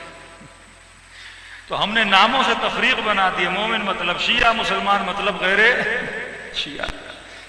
ہمارے یہاں بتانا پڑتا ہے، خوشی ہوتی ہے کبھی کوئی مومن بندہ مل جاتا ہے، لیکن مشہد میں تو نہیں بتانا نا کہ میں شیعہ ہوں، نجف میں تو نہیں بتانا میں شیعہ ہوں، اکثریت ہے۔ فرمایا جہاں لوگ اقلیت میں ہوتے ہیں وہاں پہچان کی ضرورت بنتی ہے۔ کیوں ضرورت بنتی ہے؟ کہیں ایسا نہ ہو کہ میں اقلیت ہوں اور دنیا کو نظر نہ ہو۔ تو اگر ایک محلے میں 20 گھر اہل سنت کے ہیں اور ایک گھر شیعہ کا ہے، جب رات کی اندھیری راتیں آ جاتی ہیں تو وہ 20 گھر نظر نہیں آتے، وہ ایک نظر آتا ہے جس کی چھت پہ عباس کا علم لگا ہوتا ہے۔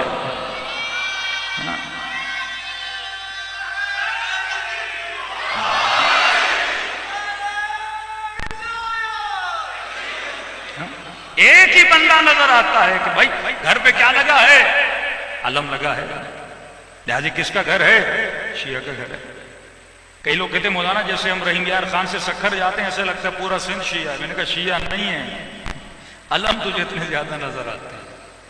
مولائی لوگ بہت ہیں، لہذا علم نشانی بن گئی کس کی؟ یہ شیعہ گھر ہے۔ یہ مارکیٹنگ ہے، یہ ٹیکٹ آف مارکیٹنگ ہے کہ اظہار وجود کر، تقیہ کا زمانہ نہیں، دکھا کہ تو کس کا ماننے والا ہے؟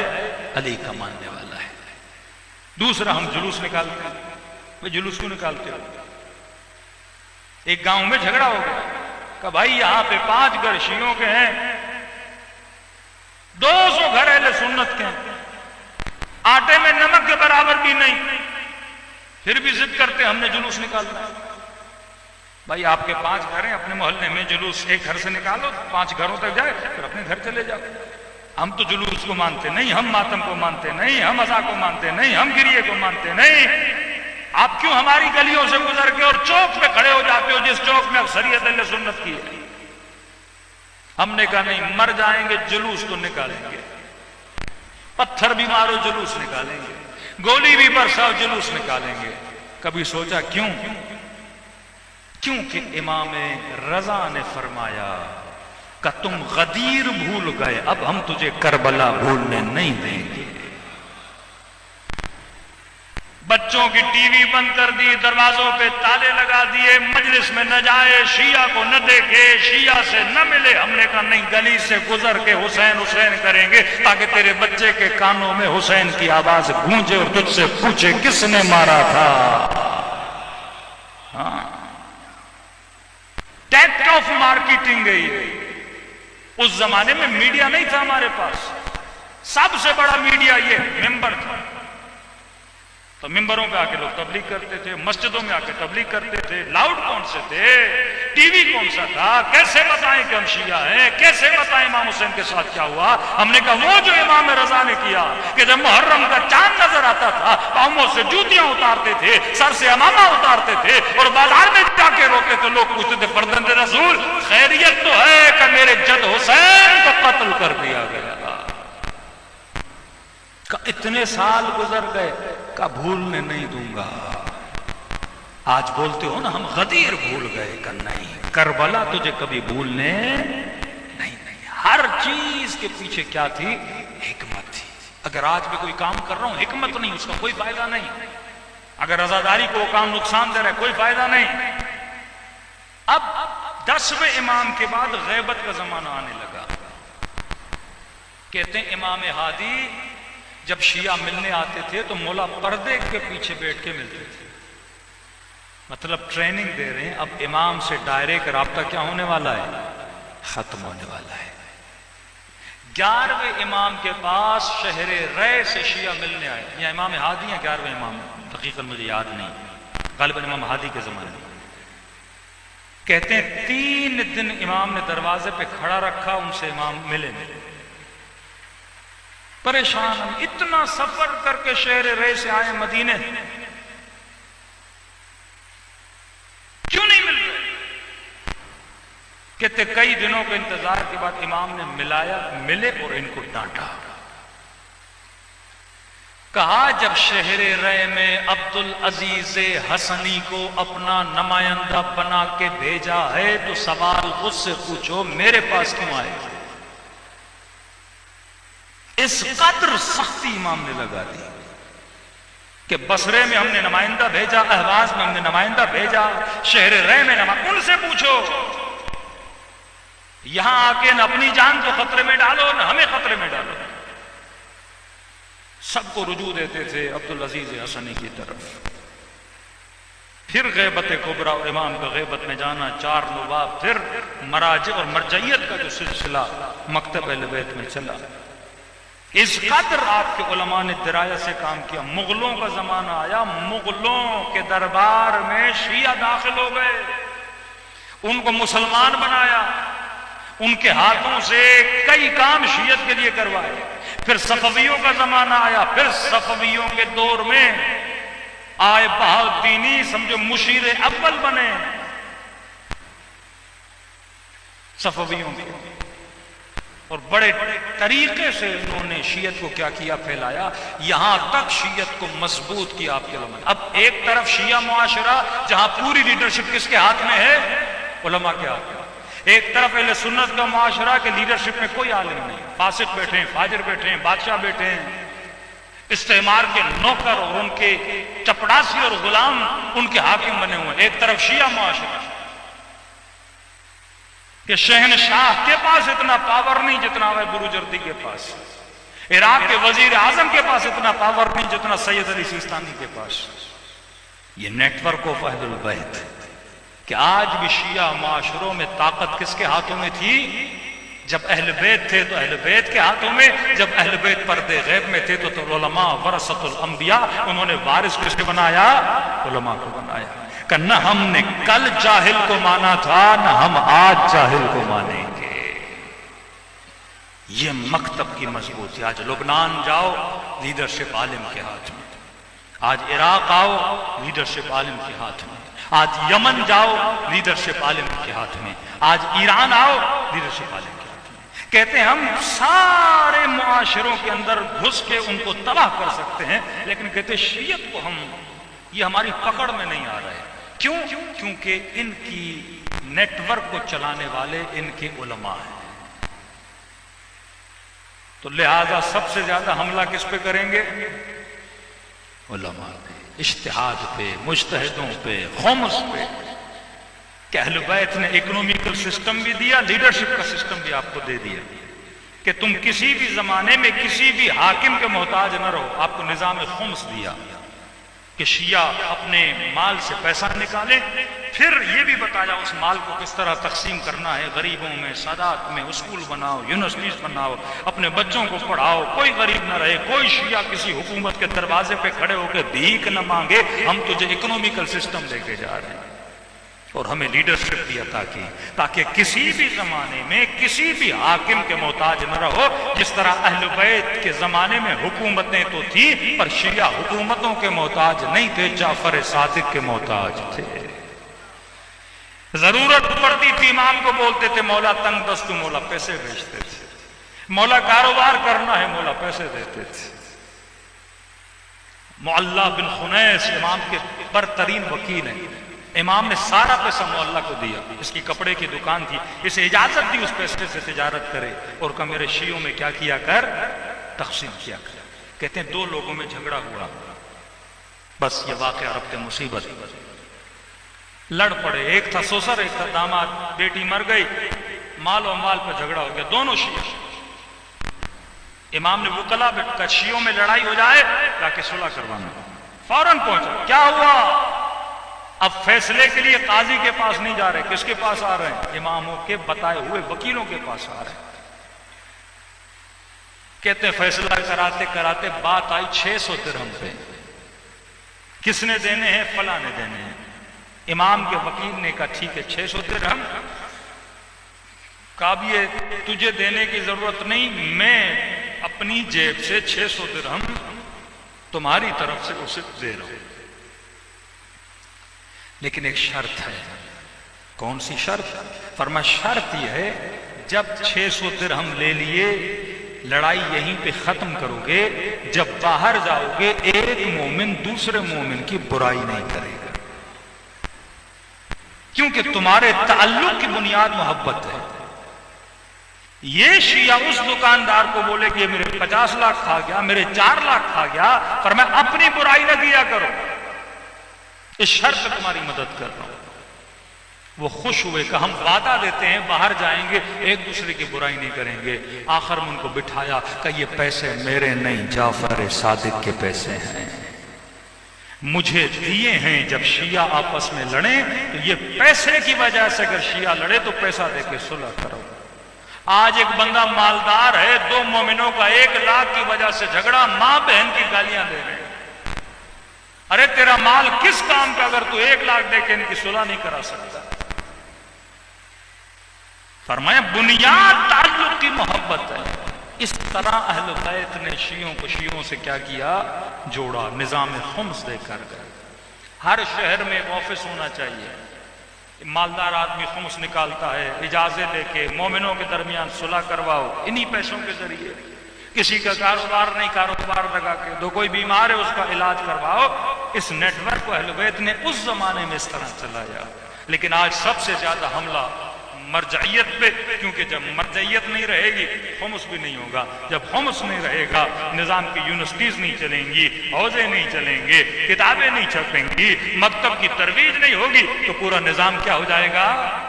جب قوموں میں لیڈرشپ نہیں، قومیں تباہی کی طرف جاتی ہیں۔ آج پاکستان کا حال آپ دیکھ رہے ہیں، جب نیشنل لیڈرشپ قوموں میں نہیں ہوتی، تقسیم ہو جاتی ہیں، وہ قومیں تباہ ہو برباد ہو جاتی ہیں۔ خدا عزت دیتا ہے ان قوموں کو، جو قومیں صالح لیڈر بناتی ہیں اور صلحاء کے پیچھے لگتی ہیں، اللہ نے کربلا میں یزید کو ذلیل کیا، امام حسین کو عزیز کیا۔ فرمایا میرا سلام ہو میرے اس جد پہ کہ جس کے بدن سے لباس بھی اتار لیا گیا۔ فرماتے ہیں کہ پرانا کرتا پہنا امام حسین کہ بہن زینب شاید پرانا کرتا دیکھ کے میرے بدن سے کرتا نہ اتارے، لیکن کہا ظالم نے وہ کرتا بھی حسین کے بدن پہ نہیں چھوڑا۔ کہ سیدہ جب پہنچتی ہیں بھائی کے جناب، علماء فرماتے ہیں ایک بہن 50 سال بھائی کے ساتھ گزارے اور وہ بھائی سامنے آئے اور پہچانے نہیں، یہ کیسے ممکن ہے؟ کہتے ہیں سیدہ زینب جب بھائی کے جنازے پہ پہنچی نا تو سوال کیا انت اخی، کیا تو ہی میرا بھائی ہے؟ پھر کہنے لگی کہ حسین تیری قمیض کہاں گئی، تیرا امامہ کہاں گیا، میرے بھائی حسین تیری انگوٹھی کہاں گئی؟ کہتے ہیں جب جنازے پہ پہنچی نہ سر تھا نہ لباس تھا نہ کمر بند تھا۔ جب مختار نے اس لئیں سے پوچھا نا بتا تو نے کیا کیا تھا، کہنے لگا مختار جب میں حسین کے لاشے پہ پہنچا میں نے دیکھا ہر شے ظالم لوٹ چکے ہیں، کوئی کمر بند لے گیا کوئی امامہ لے گیا، مختار مجھے کچھ بھی نہ ملا۔ پھر میری نگاہ حسین کی انگوٹھی پہ پڑ گئی۔ کہا نہیں پھر تو نے کیا کیا؟ کہا میں نے انگوٹھی اتارنے کی کوشش کی لیکن اتر نہیں رہی تھی۔ کہا پھر تو نے کیا کیا؟ کہ میں نے خنجر نکالا اور حسین کی انگلی کو ہی کاٹ دیا۔ اب سوچو 4 سالہ بچی نے بابا کے بدن کو کیسے دیکھا ہوگا؟ خدا کسی بچی کو بابا کا کٹا ہوا سر نہ دکھائے۔ دلوں کو کربلا لے کر چلیں، سلام کریں ان ارواح پہ جنہوں نے امتوں کی اصلاح کے لیے اپنی جانوں کو قربان کیا۔ السلام علی الحسین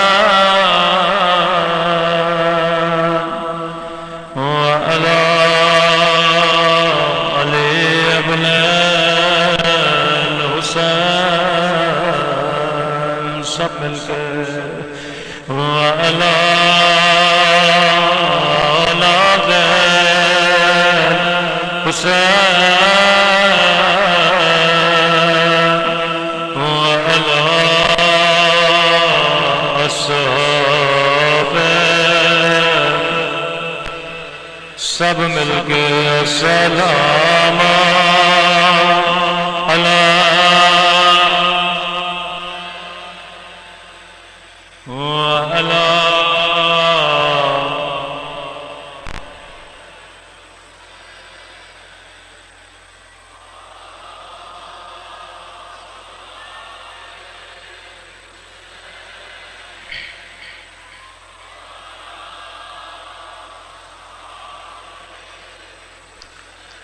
حسین کی صدا بلند ہو السلام علی حسین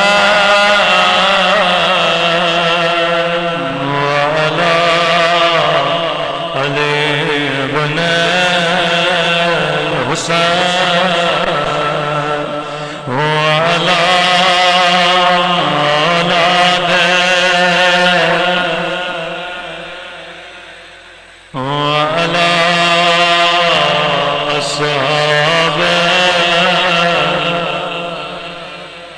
میرا سلام ہو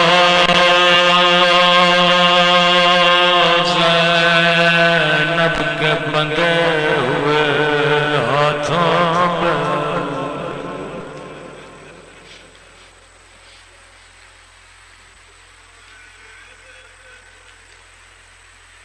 قیامت کی گھڑی تھی جب علی کی بیٹی کو بازار کوفہ میں لایا گیا. یہ وہی کوفہ ہے جب علی کی حکومت تھی. فرمایا حسن رات ہونے دو، لوگوں کو اپنے گھروں میں جانے دو، پھر میری بیٹی زینب کو لانا. لیکن جب بازار کے در پہ وہی زینب پہنچی، ظالم نے کہا دن ہونے دو، بازاریں کھلنے دو، لوگوں کے ہجوم کو لگنے دو. بڑے کریم تھے آل رسول، یتیم پرور، غریب پرور. ملتا ایک 4 سالہ 5 سالہ بچی تھی، یتیم ہو گئی. امام حسین اسے اپنے گھر لے کر آئے، اسے ایسے پالا جیسے اپنے بچوں کو پالتے ہیں. جب یہ جوان ہوئے اس کی شادی کرا دی. ہر سال مدینے آتے تھی، کہتی تھی مولا میں اپنے شوہر کو بتاتی ہوں میرا حسین بڑا کریم ہے، مجھے ایسے پالا جیسے اپنے بچوں کو پالتا ہے. مولا جب جب آتی ہوں کہتا ہے اپنے مولا سے پوچھنا کب میرے گھر آئے گا، میں بڑی بڑی دعوتیں کروں گا. امام نے فرمایا شیریں ہم آئیں گے لیکن تو پہچان نہ سکو گے. ایک مرتبہ اپنی جگہ سے کھڑے ہو گئے، کہنے لگی مولا ان آنکھوں کو نکال دو جو اپنے مولا کو نہ پہچانے. امام نے فرمایا شیریں تیرا قصور نہیں ہوگا، حالات بدل جائیں گے. لیکن شیریں اپنے مولا کی ایک وصیت یاد رکھنا. جی میرے مولا. فرمایا شیریں قیدیوں کا خیال رکھنا، جہیں کہیں قیدی نظر آئے انہیں پانی پلانا. شیرین کہتی ہے میری سمجھ میں نہیں آیا، لیکن کہا جی میرے مولا. شیرین اپنے وطن واپس چلی گئی، عزاداروں زینب لٹ گئے.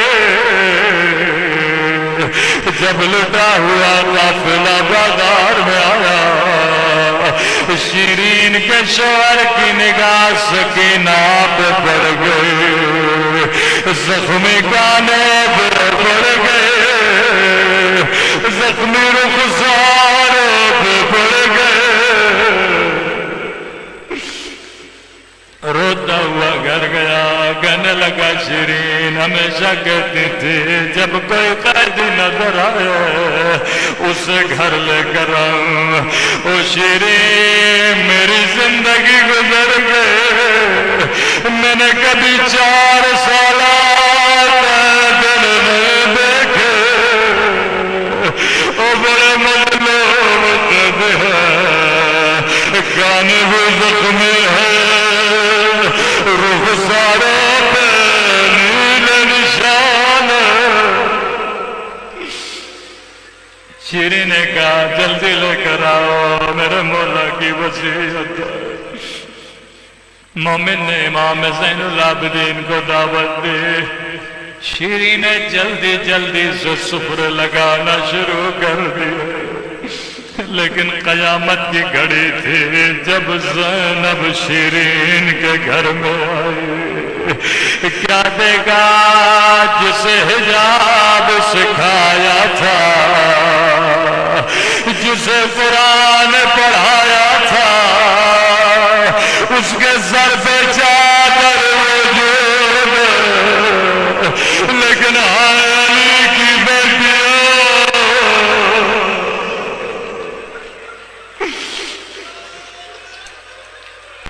بیبیاں جا کے کسی کونے میں بیٹھ گئے۔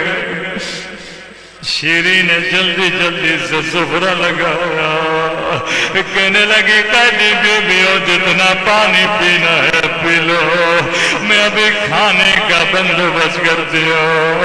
قیدی بیبیوں نے کہا مومنہ ہمیں پانی نہیں چاہیے، ہمیں کھانا نہیں چاہیے، اگر اجازت ہو تیرے گھر میں ماتم کر لے، تیرے گھر میں گریا کر لے، کیونکہ ہم بڑے مظلوم ہیں، ایک دن میں ہمارے گھر سے 18 لاش نکلی ہے، کسی نے رونے نہ دیا۔ شیریں نے کہا قیدی بیبیوں جتنا رونا ہے رو لو، میں کیوں روکوں گے؟ یہاں قیدی بیبیوں نے حلقہ بنا، ایک مرتبہ قیدی بیبی اٹھی، بڑا درد بھرا بہن کیا، رو کے کہنے لگی اے سکینہ کے پیاسے بابا، اے سکینہ کے غریب یہ سننا تھا۔ شیریں اپنی جگہ سے کھڑی ہو گئے، کہنے لگی قیدی بیوی چپ ہو جا، یہ میرے مولا کی بیٹی کا نام ہے، اللہ میری بچی کو سکینہ پہ قربان کرے۔ قیدی بیویاں چپ ہو گئیں، شیریں تیرا گھر اجازت نہیں، ماتم نہ کریں گے۔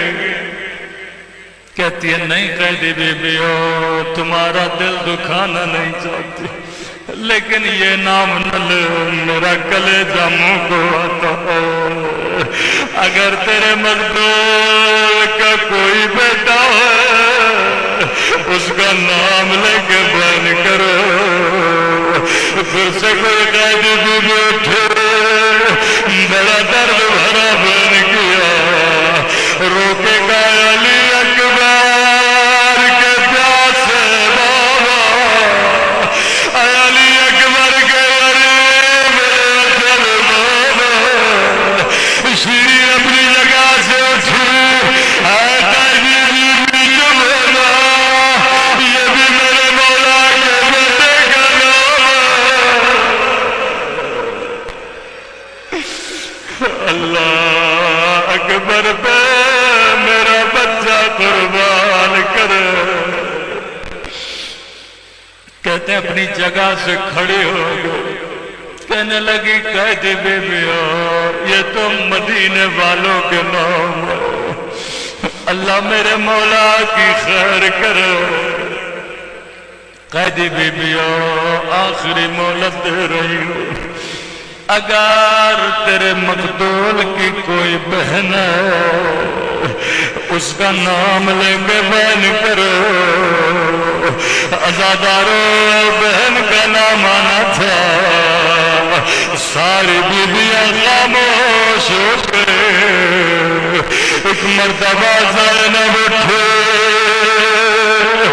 بڑا درد بھرا بیان کیا، رو کے کائے اجڑی ہوئی زینب کے غریب بھیا، اے اجڑی ہوئی زینب کے پیاسے بھیا۔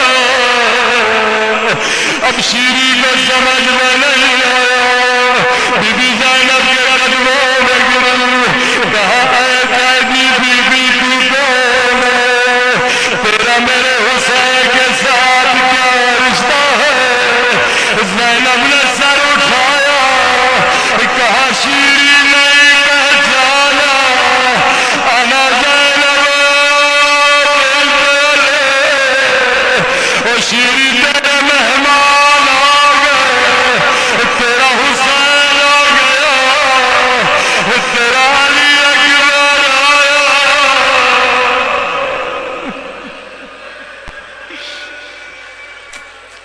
شیریں تیرے مولا نے وعدہ پورا کیا، تو نے نہیں پہچانا، غش کھا گئی شیریں۔ جب ہوش میں آئے زینب نے کٹی ہوئی گردن دکھائی، یہ میرا حسین ہے، یہ میرا علی اکبر ہے، یہ میرے آن محمد ہے۔ ایک مرتبہ شیرین کی نگاہ ایک بیٹی گردن پہ پڑی جو گھوڑے کی گردن سے بنے تھے۔ روکے کا بی بی کس کا سر ہے؟ کہا یہ میرے عباس کا سر ہے۔ بی بی یہ گھوڑے کی گردن سے کیوں بنا؟ روکے کا یہ بھی نوکے نیزہ پہ تھا، لیکن جب میرے کھلے سر سے نگاہ پڑے بار بار زمین میں گر جاتا تھا۔ اے خدا تجھے عباس کی غیرت کا واسطہ، تجھے زینب کے گریے کا واسطہ، ہمارے مولا اور آقا امام زمانہ کا ظہور فرما دے۔ ہم سب کو مولا کے عوان و انصار میں شریک فرما، ہم سب کے صغیرہ کبیرہ گناہ معاف فرما، قبر و قیامت میں شفاعت حسین نصیب فرما۔ جو زیارت کربلا کے متمنی ہیں انہیں کربلا کی